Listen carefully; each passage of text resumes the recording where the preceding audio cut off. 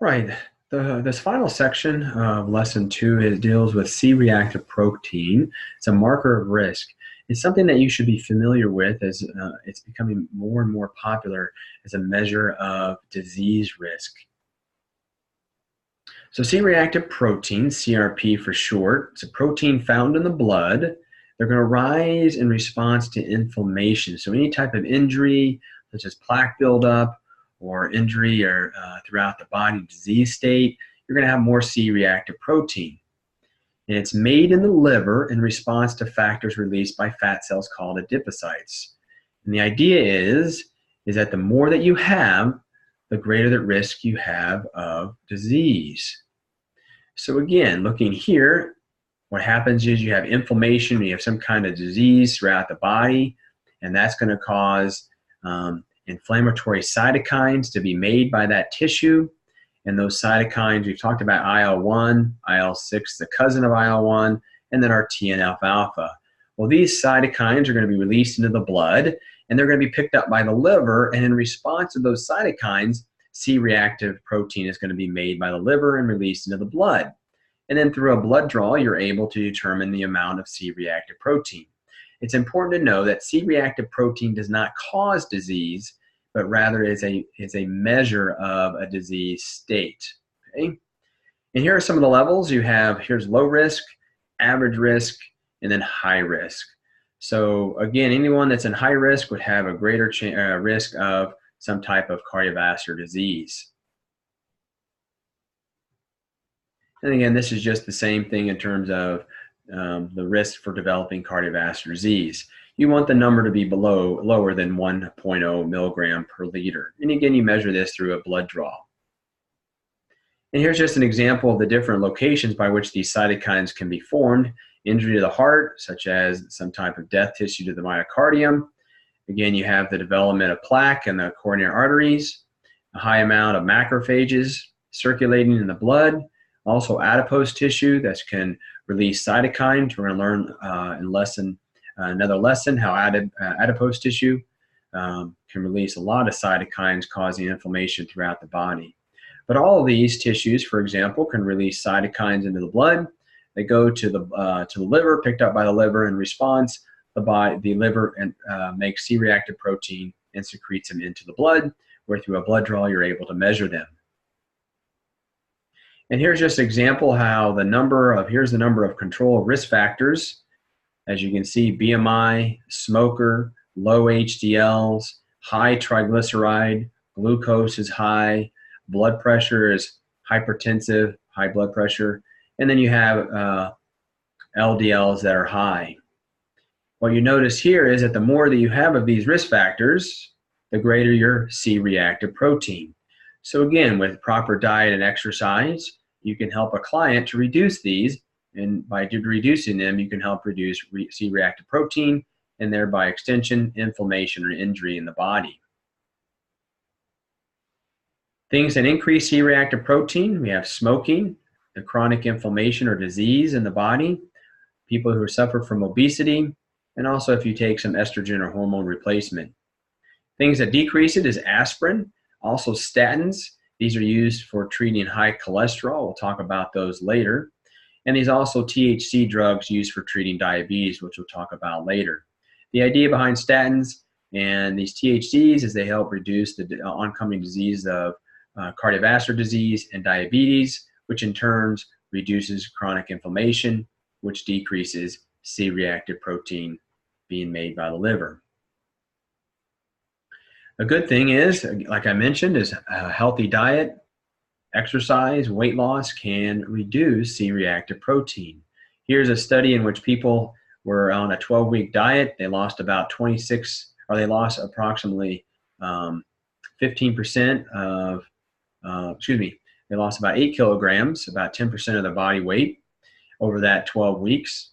And what happened is that corresponded to a reduction in CRP by about 26%. So it's interesting to note that by reducing your blood lipids, your total cholesterol, your LDLs, and improving your HDLs, that reduces inflammation in the body, therefore reduces cytokines being produced in the body that goes to the liver and therefore reduction of CRP. So again, use CRP as a measure of inflammation of the body. If it goes down, then you know that disease risk or inflammation of the body is going down, and therefore the body is getting healthier. So again, CRP is an excellent marker of inflammation. Increased levels of CRP are related to cardiac events and mortality. And again, these are the things that you can do to reduce C-reactive protein: weight loss, regular aerobic exercise, and statin therapy. And statins, you may have a family member or know someone that takes it.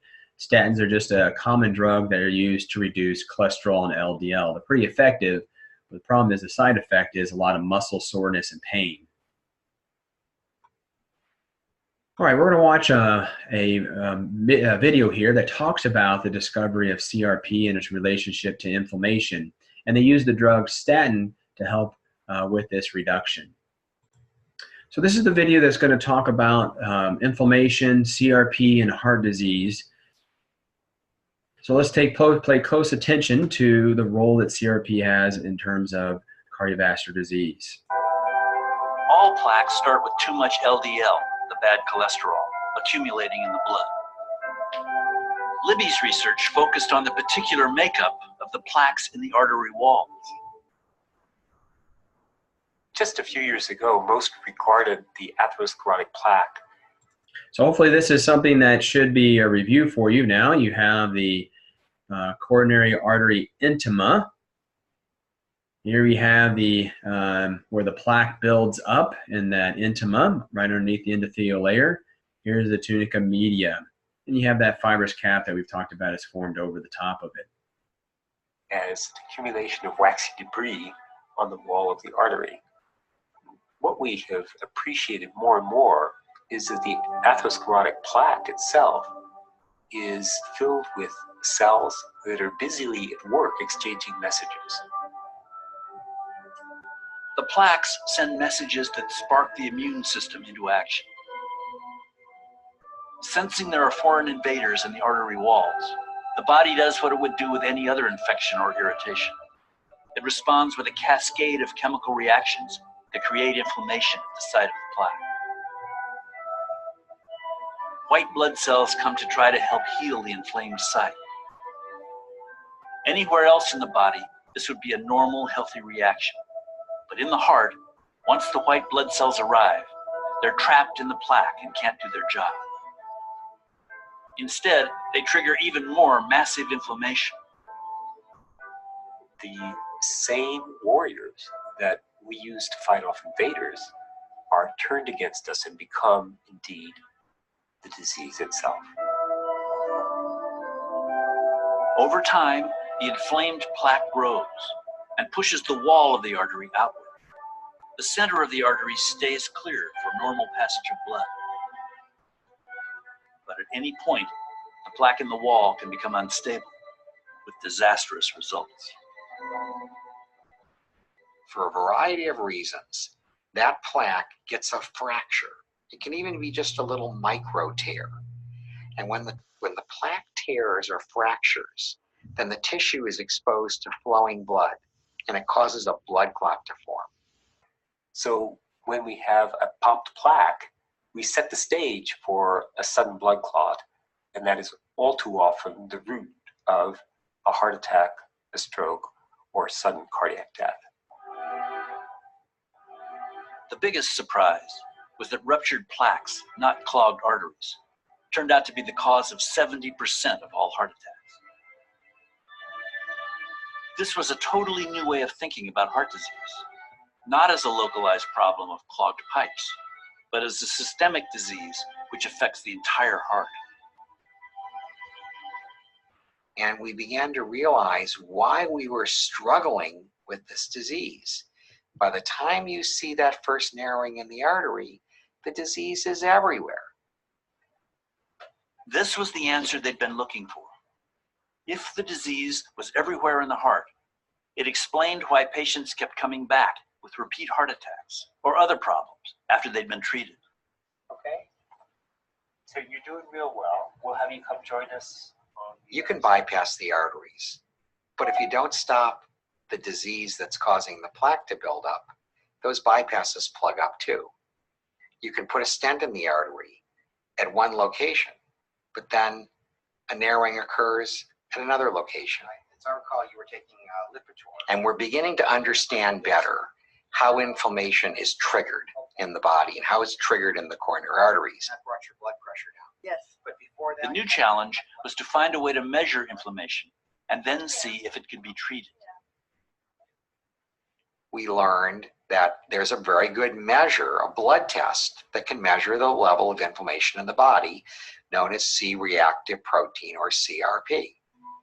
The higher your CRP, the more likely you are to have a heart attack or a stroke. Now, there's a surprise here. The drugs that we use to lower CRP are the very same statin drugs that we use to lower cholesterol. It was a bonus that we didn't understand when the statin drugs were developing. We thought they were just lowering cholesterol. Well, we were able to show that the more you lowered CRP, the more you reduced inflammation, the lower the risk of death, heart attack, and stroke.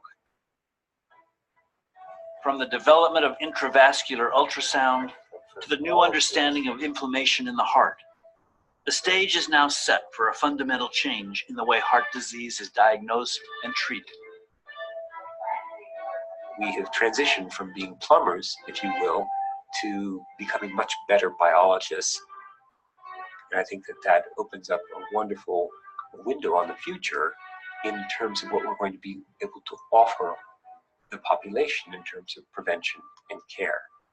And I think this has great potential to finally turn the corner and begin reducing death rates from this disease, something we've been working for decades to try to achieve.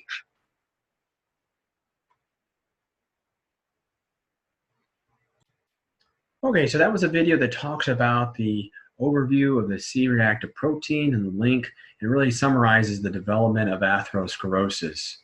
So at this point, you should take the time to review the various pathways, the steps, write them in your own words, compare them to what you see on Blackboard and also the notes.